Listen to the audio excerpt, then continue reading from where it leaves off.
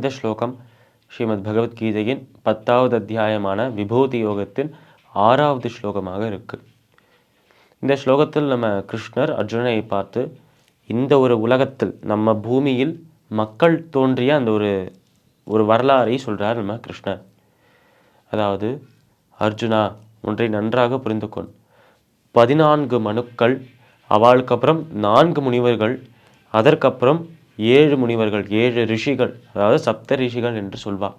அப்படி 14 மனுக்கள், 4 முனிவர்கள், அப்புறம் சப்த ரிஷிகள். இவா 3 பேரையும் நான் தான் உருவாக்கினேன். இவா 3 பேர், அதாவது இந்த 3 வகையில் இருக்கும் நபர்கள், இந்த மொத்தம் 14 மனுக்களும் 4 முனிவர்களும் 18 பேர், மற்றும் இந்த 7 பேர் 25 பேர். இப்படி இருக்கும் இந்த 25 நபர்கள், 25 திவ்யமான புருஷர்கள், இவாளை கொண்டுதான் இந்த பூமியை மக்களால் நான் நிரப்பினேன் என்று சொல்றார் நம்ம கிருஷ்ணர். நன்றாக அந்த ஒரு இடத்தை கவனிக்க வேண்டும். இந்த 25 நபர்களை உருவாக்கினது பகவான் தான். அப்போ மக்களை இவர் உருவாக்கவில்லையா என்று கேள்வி கேட்க முடியாது. என்றால் இவர் உருவாக்கிய அந்த ஒரு படைப்புகளாக இருக்கும், அவர் படைத்த படைப்புகளாக இருக்கும் இந்த 25 பேர் தான் நம்மை படைத்திருக்கிறார்கள் என்றால் நாமும் அந்த இறைவனின் படைப்புகள் தான் என்று உணர்ந்து கொள்ள வேண்டும். அப்படி அந்த பகவான், அந்த கருணையுடைய அந்த இறைவன், அவர் பிரம்மா என்கிற அந்த படைக்கும் கடவுளை படைத்து 14 மனுக்களையும் படைத்து, அதற்கப்புறம் 4 முனிவர்களை படைத்து, சப்த ரிஷிகளையும் படைத்து, இப்படி இருக்கும் இந்த ஒரு மண்டலத்தை கொண்டு, இந்த 25 நபர்களை கொண்டு இந்த முழு உலகத்தையே மக்களால் நிரப்பினார்.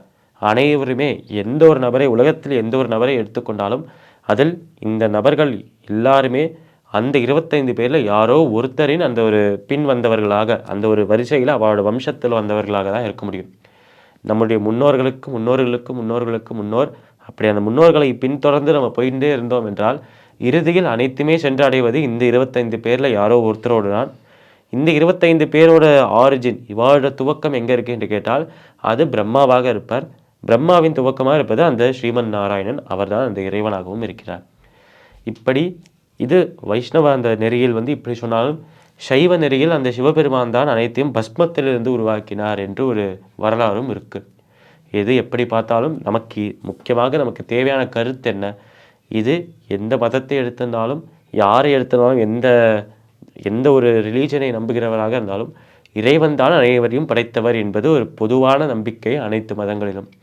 அந்த ஒரு நம்பிக்கையை, அந்த ஒரு விஷயத்தை தான் இந்த இடத்தில் நம்ம கிருஷ்ணர் ஆமாம், இதுதான் உண்மை, இதுதான் சத்தியம் என்று இந்த இடத்தில் நமக்கு ஒரு முறை ஞாபகப்படுத்தினார் என்று வைத்துக்கொள்ளலாம்.